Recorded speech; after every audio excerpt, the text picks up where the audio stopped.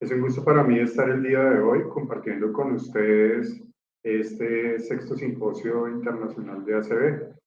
La conferencia que me corresponde el día de hoy es ACV y cáncer tratamiento. Quisiera agradecer a los organizadores su amable invitación y a seguir participando en estas actividades que tanto nos hacen crecer como país. Quisiera, antes de empezar, darle un agradecimiento muy especial a la Fundación Santa Fe, a la Fundación Valle del Lili por toda la organización, al doctor Carlos Martínez y Pablo Amaya, al doctor Jorge Mejía por este evento tan importante. Antes de empezar, estos son mis conflictos de interés.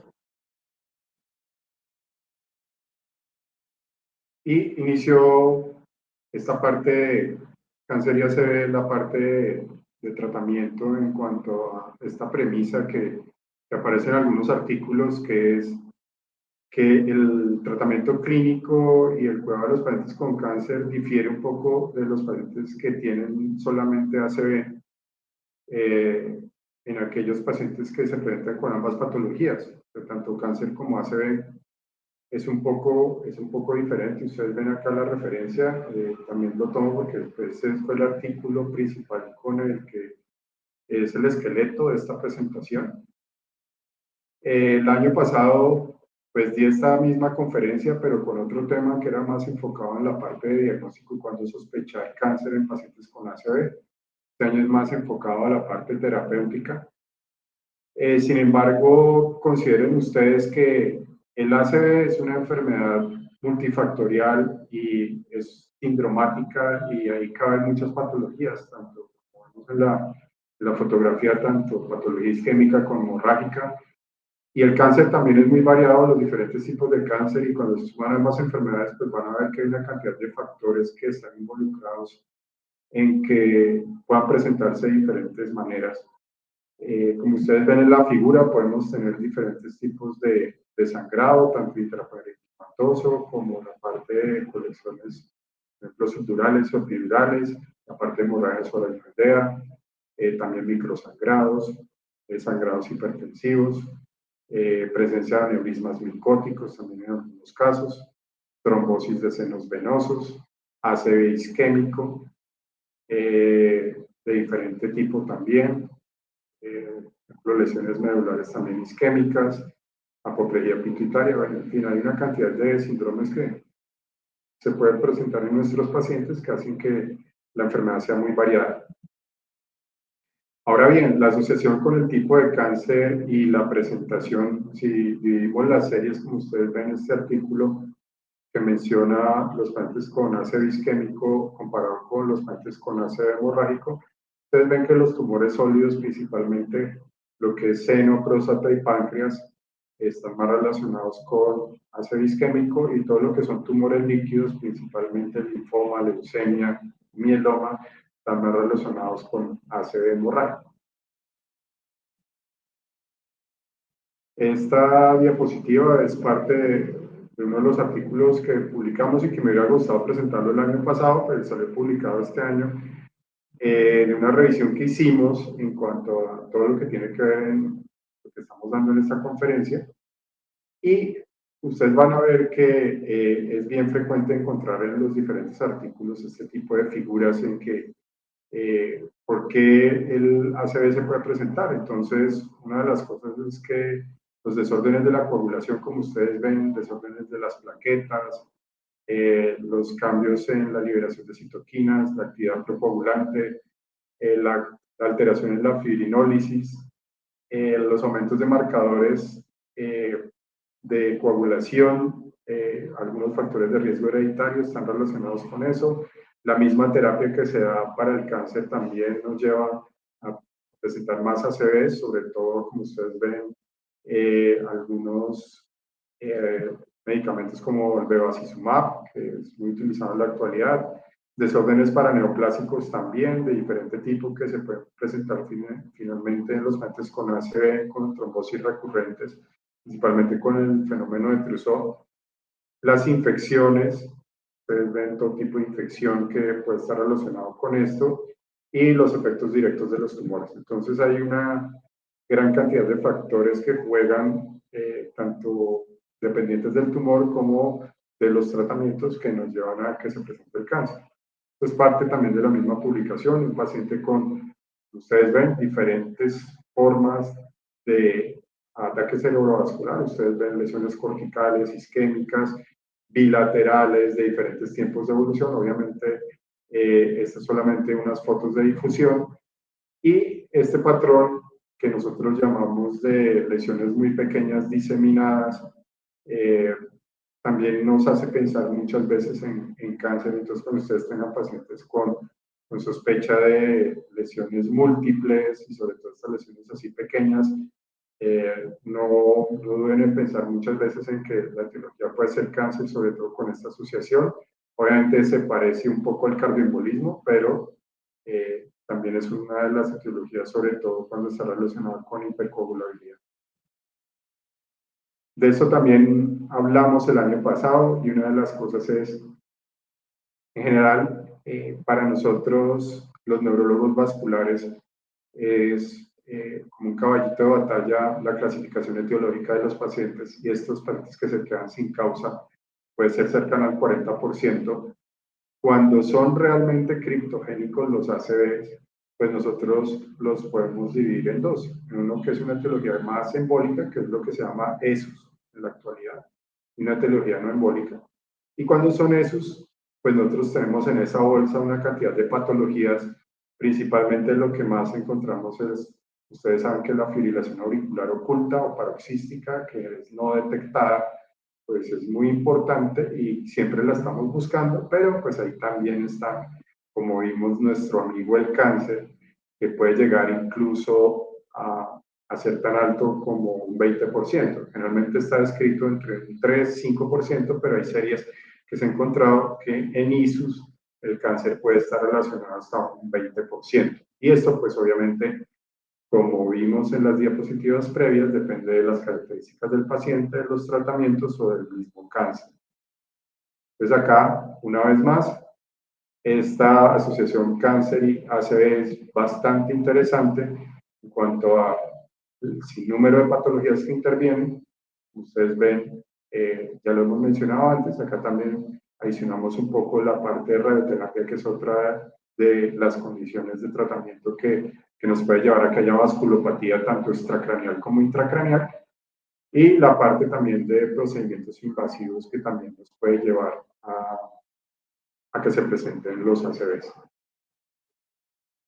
Ahora bien, este artículo, como les decía yo, el esqueleto de la presentación, resalta mucho, y lo pongo porque, digamos, después de nosotros haber investigado un poco este tema, estamos muy de acuerdo en que hay unos biomarcadores. Esos biomarcadores son incremento del dímero D, el bajo hematocrito, el aumento de la proteína C reactiva, el aumento del fibrinógeno, que se aumentan en estos pacientes y que obviamente puede haber un paralelo como con lo que sucede con COVID-19, que también están aumentados muchos de ellos, porque pues es una enfermedad inflamatoria. Lo que veíamos en las imágenes, lesiones multifocales, sobre todo en la resonancia, cuando ustedes tienen un patrón múltiple en un paciente con un ACV de causa no conocida o criptogénica, pues hay que pensar en que pudiera ser esta asociación. Y factores predisponentes, ¿no? Esa parte también hay que tenerla en cuenta. Ahora bien, la parte de predicción, o sea, es muy importante. En algún momento podemos llegar a cierto grado de refinamiento en el que, si yo ya tengo un fenómeno arterial, yo pudiera predecir qué pacientes tienen cáncer, y lo que se muestra en este trabajo que lo hizo el doctor Navi Babak, que es una de las personas que van a ver la cantidad de publicaciones que hay al respecto con este tipo de patologías. Ellos están investigando mucho este tema.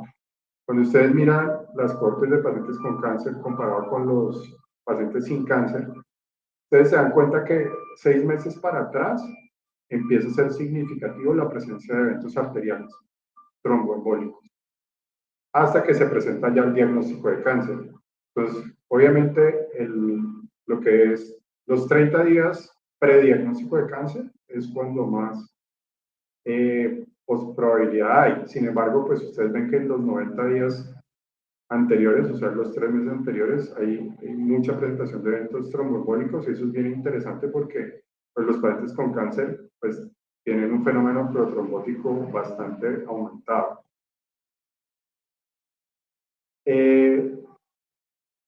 Y quiero traerles esta diapositiva con respecto a la parte del manejo, porque como vemos, como esto es una sombrilla bastante amplia, pues yo me voy a referir solamente en esta presentación a lo que es tratamiento de manejo isquémico. En este artículo, pues ellos se enfocan mucho solamente a la parte de dar trombolíticos o terapias de repercusión, pero principalmente solamente mencionan terapias de repercusión con trombolíticos, no mencionan nada de trombectomía mecánica. Y que es las premisas que ellos tienen en el artículo, uno que es los pacientes con ácido isquémico agudo y cáncer, pues se pueden tratar con RTPA. Y el cáncer activo, pues no debería ser una contraindicación absoluta para el uso del RTPA. Eso digamos que es una de las cosas que uno debería pensar.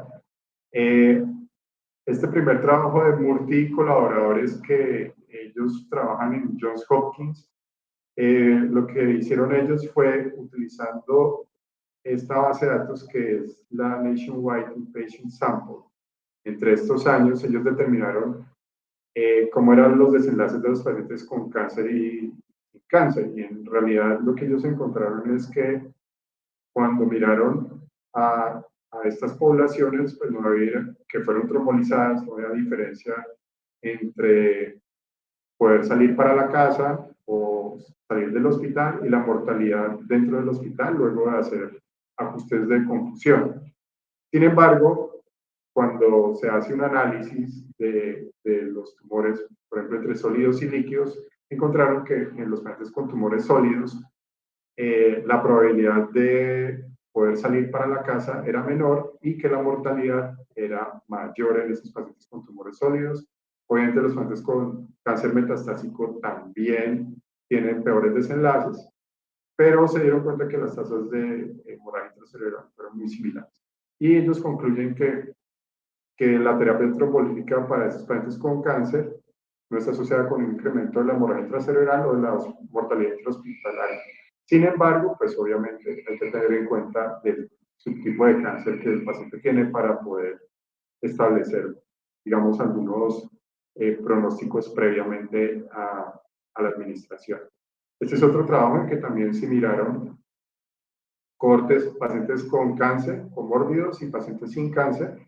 Y ustedes se dan cuenta que de pronto acá no había una diferencia entre los pacientes trombolizados en la parte de mortalidad, si había un poco de aumento de las hemorragias intracerebrales y la estancia hospitalaria sí fue también mayor en los pacientes que fueron trombolizados y que tenían cáncer. Obviamente ustedes ven que empieza a haber datos que sí, datos que no, sobre todo en esta parte de hemorragia intracerebral. Cuando hablamos de la presencia de lesiones intracerebrales, intraaxiales, predominantemente lo que son lesiones benignas, por ejemplo, esta serie de casos publicada en este congreso de la World Stroke Organization en el 2015, ellos encontraron que los pacientes que venían con lesiones primarias benignas y recibieron trombolíticos, pues no tuvieron sangrados dentro del tumor ni hemorragia intracerebral sintomática. Muchos de esos pacientes fueron tratados, dos de ellos con terapia intraarterial. Y digamos, esta corte sirvió de paso un poco para la parte de, un poco la parte de guías. Y en cuanto a los pacientes que tienen tumores cerebrales primarios, pues refiriéndonos incluso también a la diapositiva anterior, este trabajo también por multicolaboradores, acá también está el doctor José Ignacio Suárez de Johns Hopkins.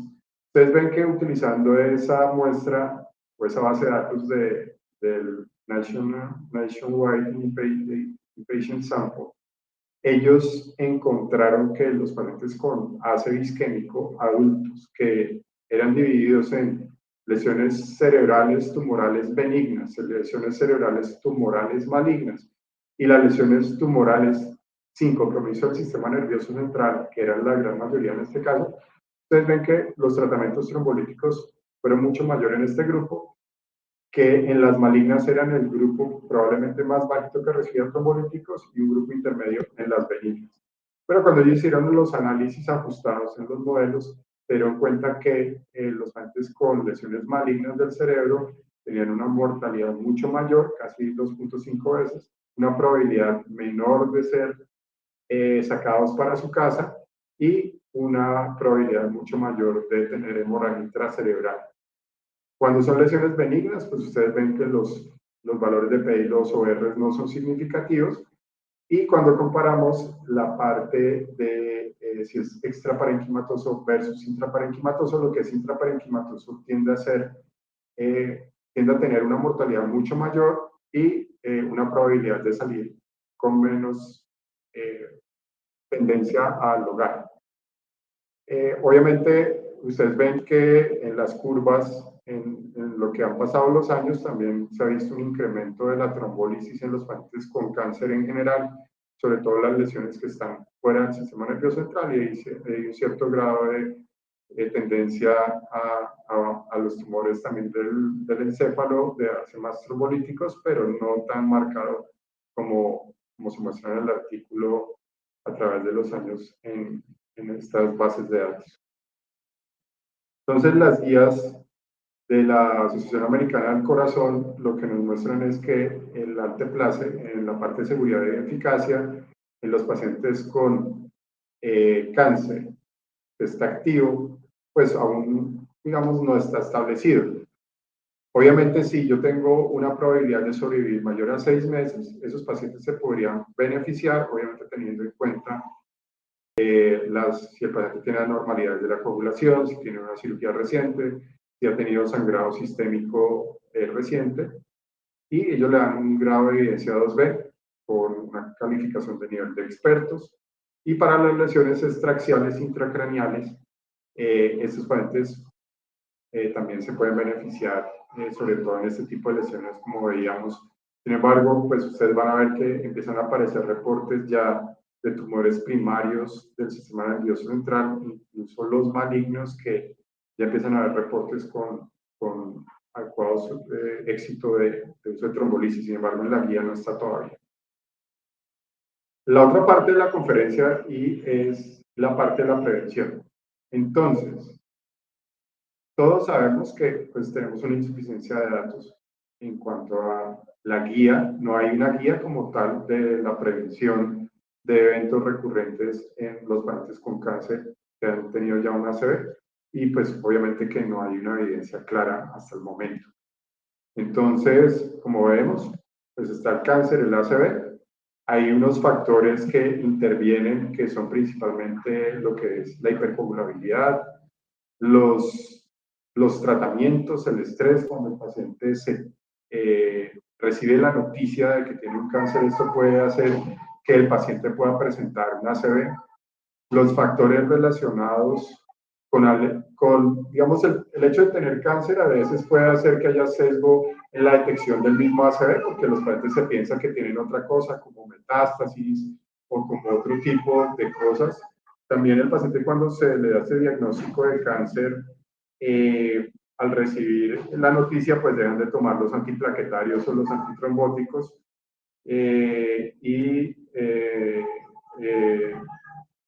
entonces pues puede tener más riesgo de hacer el evento, ¿no? Entonces esta parte también es muy importante de tenerlo en cuenta en cuanto a la suspensión de los tratamientos. Y que no olvidarse que los pacientes comparten factores de riesgo. Obviamente, el hecho de tener cáncer no lo excluye de que tenga fibrilación auricular, de que siga fumando, de que tenga obesidad. Entonces, es vital que yo controle esos factores de riesgo en los pacientes, ya como medidas de prevención. Y este artículo también del doctor Navi Babak, en el que ustedes ven que cuando se hace el diagnóstico de cáncer, vemos que hay un muy alto riesgo de tener hipercoagulabilidad y de debutar con el ACV. Ya cuando empieza el tratamiento, ya veo que en el primer año este riesgo se baja, va bajando y ya después viene un riesgo en U que ya por las terapias mismas y por el efecto de otras cosas, de medicamentos, radioterapia, pues empieza a tener incremento de los ACVs tardíamente, es lo que ya se llama ese efecto en U. Entonces también puedo tener ACV tardíamente. En la parte de tratamiento, el ACV isquémico en general, como lo tratamos en la actualidad, pues ustedes saben que lo no cardioembólico se trata con antiplaquetarios, el clase de evidencia 1A, y lo cardioembólico, clase de evidencia 1B, warfarina, sobre todo cuando es fibrilación auricular, y los DOACs o agentes anticoagulantes directos clase 1A para fibrilación auricular. Queda acá el interrogante, esos pacientes con esos, que entrarían en la bolsa nuestros pacientes con cáncer. Entonces, la ruta final de esta presentación es cáncer y trombosis, sobre todo la parte de tromboembolismo venoso, pues se ha aumentado mucho el conocimiento en esto. Ustedes van a ver que hay mucha información de los oncólogos, la parte de tratamiento, prevención primaria, prevención secundaria en tromboembolismo venoso, y esto sacado de los artículos de ellos en los que mencionan que cuando yo voy a anticoagular a un paciente con cáncer, pues obviamente tengo que tener en cuenta que esos pacientes pues tienen chance de sangrar, pero si no lo anticoagulo, tiene chance de hacer trombosis. Entonces, estamos en una balanza y tenemos que mirar interacciones medicamentosas, que los pacientes muchas veces están desnutridos, están con vómitos, tienen alteraciones por la quimioterapia en la absorción gastrointestinal, tienen disfunción hepática, los niveles de los medicamentos se hacen impredecibles, empezamos a tener problemas con la anticoagulación porque como hay que hacerles procedimientos invasivos, están con trombocitopenia, hay que interrumpir los tratamientos, no tienen buenos accesos venosos, hay dificultad en las tomas de los laboratorios, entonces esto hace que sea un problema el manejo. Este es un artículo en el que se hizo una revisión muy completa que hizo el doctor Urrutia en Hopkins y que se publicó hace unos años, y ellos muestran un resumen de cómo estos antitrombóticos, principalmente las heparinas de bajo peso molecular, entre ellas la alteparina, enoxaparina, nadoparina, tinzaparina y semuloparina, tienen estudios. Obviamente el estudio CLOT, que es el principal, que es con dalteparina. Ustedes ven acá que la gran mayoría tienen desenlaces favorables de acuerdo a estos, obviamente, estudios preliminares, obviamente muchos de ellos aleatorizados y muchos de ellos abiertos también, pero con una información muy importante. El estudio, digamos, principal, que se ha tratado de homologar un poco lo que se hace para prevención de tromboembolismo venoso, es este estudio CLOT, que se puede extrapolar a nuestros pacientes para evitarles recurrencia de eventos una vez se ha diagnosticado el cáncer y han tenido ACV, cómo evitarles eventos. Entonces, el estudio CLOT demostró que la reducción al darles dalteparina a los pacientes comparado con los antagonistas de vitamina K se presentaba una reducción de eventos del 52%, principalmente por prevención de trombosis venosa profunda.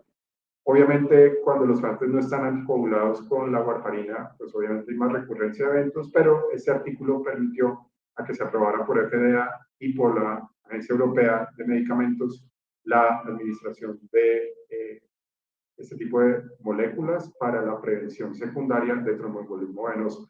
Y se hizo el esquema que se utiliza actualmente para tromboembolismo venoso prevención, 200 unidades por kilo de alteparina el primer mes al día y 150 unidades por kilo día diariamente del mes 2 al mes 6, digamos como es el pilar de tratamiento en esto.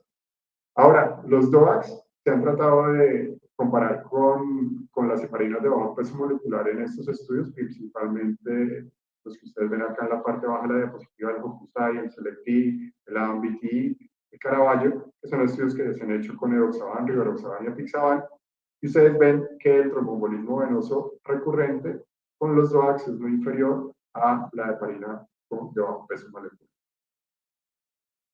La seguridad de los DOACs pues es una de las cosas que dependen un poco las alertas con los medicamentos orales, y es que si hay más sangrados con los DOACs comparado con la heparina bajo peso molecular. Ustedes tienen la referencia y la comparación de acuerdo a los estudios principalmente. Y los metaanálisis lo que han mostrado es eso, que aparentemente los DOACs son un poquito mejor que la dalteparina en la prevención de tromboembolismo venoso en la parte secundaria, pero con un poquito mayor de riesgo de sangrado en los pacientes. Cuando comparamos DOACs con antagonistas de vitamina K en prevención primaria de trombosis venosa profunda y tromboembolismo pulmonar, pues encontramos que los DOACs también son mejores que la warfarina, y en la parte de seguridad, pues estamos ahí como un poco empatados. Bueno, ahora, obviamente la idea de cuando ustedes se enfrentan a un paciente con cáncer es muy importante documentar en realidad cuál es su etiología. Para eso, pues miramos si el paciente sí está realmente criptogénico o no. Si una fibrilación auricular claramente es un paciente que necesita anticoagulación, como lo manejamos actualmente con la misma guía. Pero si el paciente demostramos que tiene hipercoagulabilidad, pues uno tendería a utilizar más heparinas de bajo peso molecular. Y esto se los digo es porque en este estudio, como ustedes ven, cuando nosotros administramos enoxaparina a los pacientes que tienen cáncer y ustedes ven el seguimiento del dímero D en los análisis posteriores al tratamiento, ustedes ven cómo el dímero D baja ostensiblemente en nuestros pacientes que son anticoagulados con heparina bajo peso molecular comparado con warfarina, que no es tan bueno. Entonces ahí empiezan a prenderse un poco de alertas y es por qué con heparinas de bajo peso molecular nos va mejor, y es los marcadores de cáncer sí cambian.